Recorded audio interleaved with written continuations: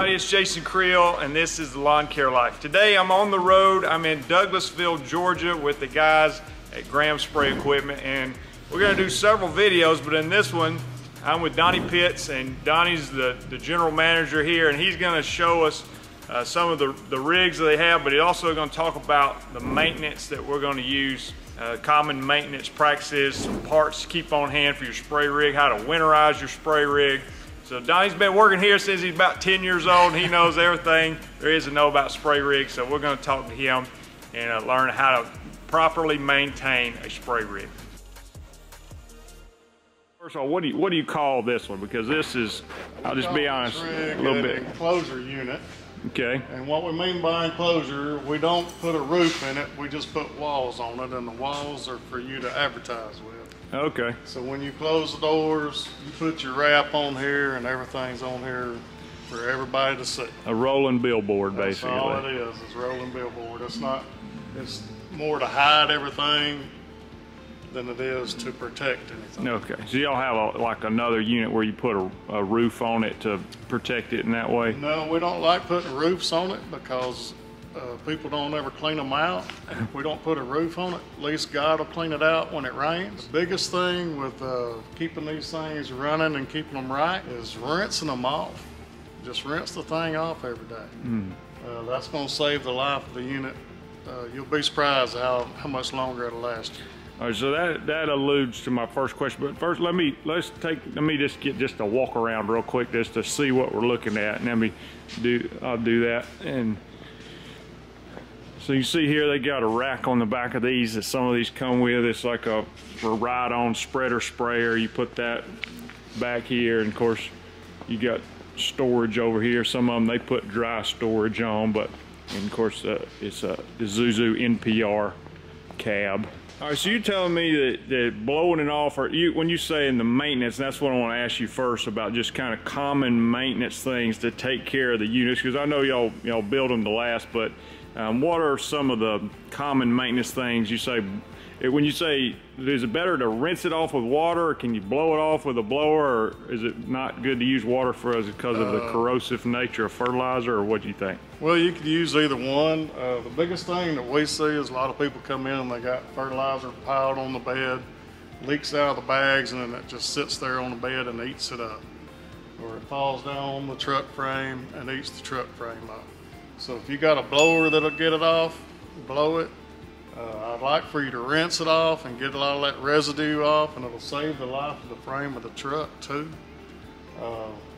We build these things to last. We build most of our trucks are aluminum, but aluminum will corrode and it will deteriorate just like steel or anything else. So what about just some common maintenance things to do as far as, I mean, I know most of them have like a little small Honda engine that runs it, and you got your hose and things like that, but what are some of the common maintenance things to keep your rig running right? One of the biggest things is you have grease fittings. If you have mechanical agitation, you have a grease fitting on your bearing, and this unit doesn't really have one, but your bearing is usually coming out of the back of the tank. Grease it one shot once a week. You have grease fittings on your reels, on your swivels, and keep those greased. Now, when they're brand new, it will not take grease. It'll start taking grease when it starts leaking. So when it leaks, put a shot of grease in there. Okay. All right, when you said mechanical agitation, explain the difference in that. What's mechanical agitation versus jet agitation? Okay, our mechanical agitation means that we have a brass bearing holding a stainless steel shaft that's going through the tank. And on that shaft, we have paddles. As long as your engine's running, you're going to be agitating. It's going to be turning those paddles in the tank, and it's good for any kind of powders or anything that you're going to use inside there. Jet agitation, the way we do our jet agitation is full time, but we're using the return on the pump. Every pump we use is a positive displacement pump. That means if the pump's turning, liquid's got to go somewhere. So if your gun is off, it's all going back in the tank, recirculating, churning everything up inside the tank. When your gun is on, you're not spraying 8 or 10 gallons a minute out of your gun, so the rest of it's going back in the tank and agitating as you're spraying also. You don't have to cut your agitation on and off with our rigs. That makes sense. All right, we moved over to a different rig, and I'm gonna ask Donnie about winterizing the unit, because I know that's always been a concern of mine. If you've got a place indoors to park it and you can keep it above freezing, do you have to winterize it if you or maybe you live in South Florida or something like that? Do those people worry about winterize, or just for those of us who sometimes have to leave the rig outside in freezing weather? Well, if you're north of Orlando, you need to winterize. Anybody in South Florida, you probably don't have to winterize, but if you're going to continue to use your rig every day, the best thing for you to do would be to put it in a heated space overnight. If you cannot put it in a heated space, the safest thing for you to do would be to keep tanks empty overnight, and then we'll go over the procedure once you empty your tank. Donnie, show me how to actually winterize a rig, because I know this is something I actually watched one of your videos in the past. I was like, I've got to winterize my rig. It's out in the weather, and I get nervous about my pumps freezing, and then you get parts tearing up because I didn't properly winterize. So go over on this. If when you're winterizing, basically help me understand what we're trying to accomplish. We're trying to get all the water out of parts that might freeze and break. Is that the idea? Right, right. And that's all we're going to do. We're not going to keep stuff from freezing. We're just going to keep it from freezing and busting. Okay. That's what we don't want to happen. Okay, so show me how we do that on this particular rig. Okay, on this one we have the high pro strainer. This is your strainer cap. I want you to pull this strainer cap off, and we have a valve here that you can turn off or on. If your tanks are empty, you leave this valve on, take your strainer cap off, and leave it off. Right here is your regulator. And this is a AR regulator. It has two valves. One's going to a reel and one's just a dump valve. So you pull this off, open these valves, flip this handle up in this position, and then you'll come back over here to the reel, whichever reel this is operating, and you'll pull the nozzle off. A lot of people say, man, that nozzle's got all these holes in it. Well, what happens when it's a hard freeze, these holes will glaze over, ice will form behind it, and pop the end of that nozzle out. So take your nozzle off, open your gun, and leave it open.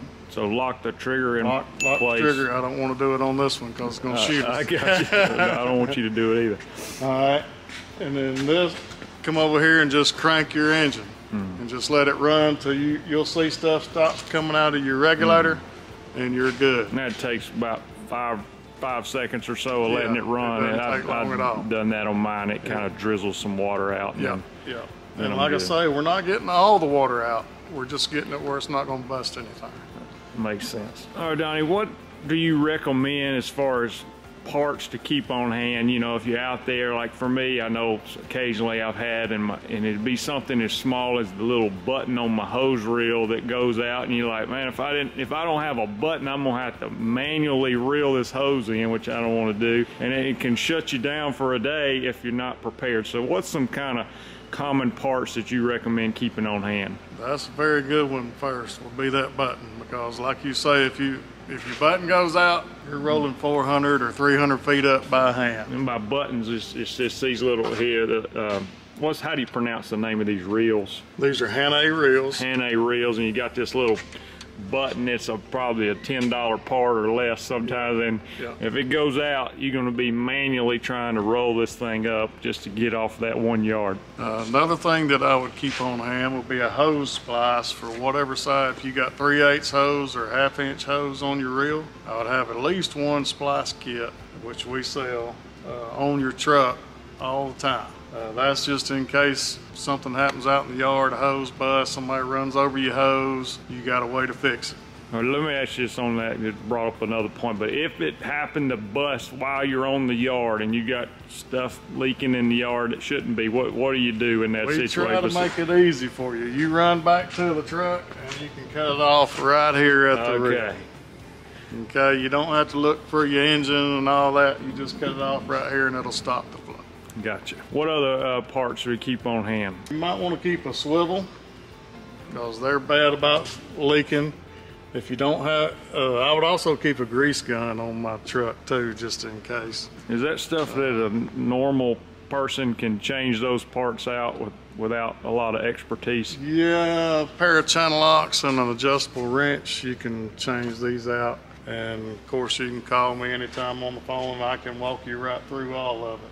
But I know one thing that I kept on hand is I'll have a spare belt of mine that has the mechanical agitation. You know, I've got the belts that you can get at the auto parts store or something like that, and you have one of those that keep on hand. Sometimes they get stretched out, and I can adjust the pulleys and make them tighter, but after a while they start getting cracks in them, and I think, you know, last thing I want is that thing to break on me without having one stuck behind the seat of my truck. Yes, you need to have a belt, and if you buy a Graham rig, you get an owner's manual, and in that owner's manual is your belt sleeves, so it'll tell you what size belts that you have on your unit. As long as you keep those sleeves, you can go to any Napa or any auto parts place and get a belt to fit your truck. Yeah. I would keep, if you have mechanical agitation, then you're going to have 2 belts at least.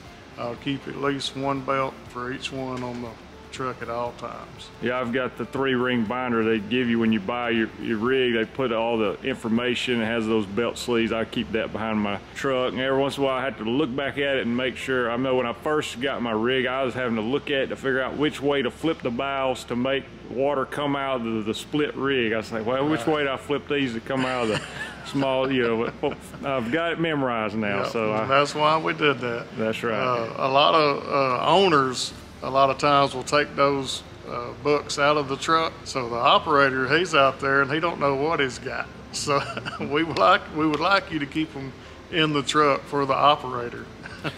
So let me ask you this: so as far as, you know, even though I believe you guys build great rigs, and that's what I have for my own business, but what, as far as troubleshooting, occasionally if I get out in the field, what advice you give people other than just do what I do and call you on your phone? I don't want people doing that, but you know, if let's say they just crank the Honda engine and water's not coming out, or it's just something's not acting right, is there some kind of basic troubleshooting tips you can give before they pick up the phone and call you? Well, the first thing that I'm going to ask you if you call me is to check the flow.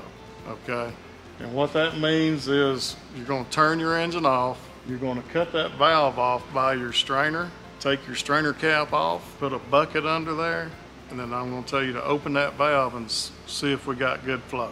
If we got good flow coming out of the tank, then we know we're not clogged up, and it's going to be a pump or a regulator issue. The way that you figure out if it's a pump or a regulator is the easiest way that I can tell you to check it, is to look at your return, whether you have jet or your return's going in the top of the tank. If you're not getting any return, then your pump's not working. If you're getting good return and nothing out of the gun, 9 times out of 10 it's going to be your regulator. It's not that complicated. You just got to kind of understand where the issue lies and then figure out how to fix it from there. No, it is not rocket science. Well, I know this from being a Graham customer. I have had to call Donnie a couple times, and he's patient walking me through things and helping me. Always been able to get me back up and running. It's usually something simple where my rig might have sat up over the winter, and then I get ready to use it in January, and it's, you know, and I have to kind of get something loosened up where